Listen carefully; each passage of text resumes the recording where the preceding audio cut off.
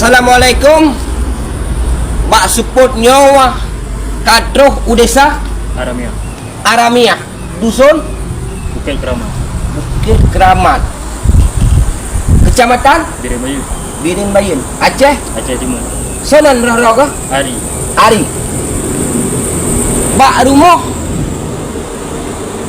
Abang Ari Jid, adik Ari Jid, anu almarhum dari sonan ayah Ismail Ali, abang Nurdin. Ci bicara sakenan yang tu.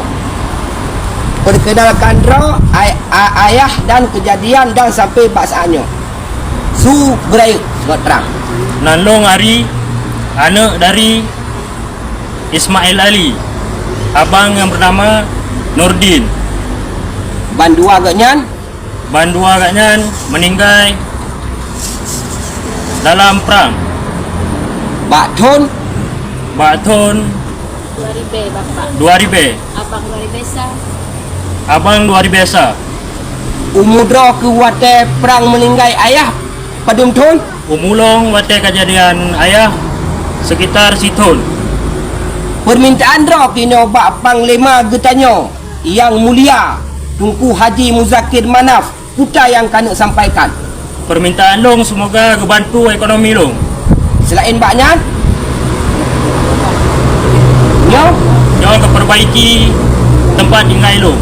nyo rumah roh ke nyan nyo rumah anu cuhada yang namanya Ari dan ino tanu saksikan kuah bedoinyo bahawa sira anu cuhada dah ni yang bukti yang bahawa dah kana cuhada cicok dah bukti pat presiat ya cok bukti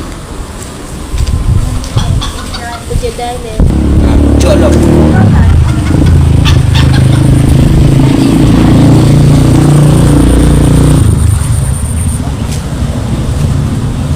ya oh nyo bukti anu cuhada nah di salikot putarik dek banyak gak terang bentuk sang-sang rekayasa ya anu cuhada kabere.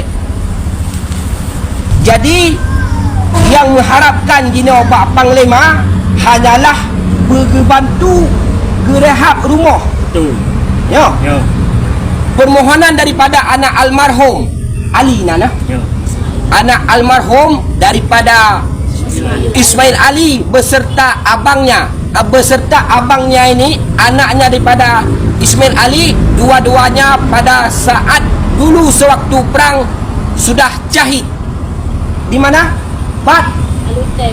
Alute Di Alute Abang Ilah Daya dua-dua pada waktu peperangan umur beliau ini baru satu tahun ngon-ngonso yang kalih nelakai bantu bak urang-urang panglima wilayah ino bak saatnya ataupun bak awal hingga saatnya kah yang mengadu nasib dan keluhan rumah drone bak bakso nak adik pengunjung Naidi Ate bak beliau nyan lain lam baknya golom nak nyo pati pesan kepada Panglima Aceh Muzakir Manaf nyo pesan draw ni langsung nyo mana ini pesan daripada Om Ari kepada Panglima Aceh Tunku Haji Muzakir Manaf untuk membantu beliau hanya merehabkan sebuah rumah dikarenakan anak ini daripada anak syuhada sewaktu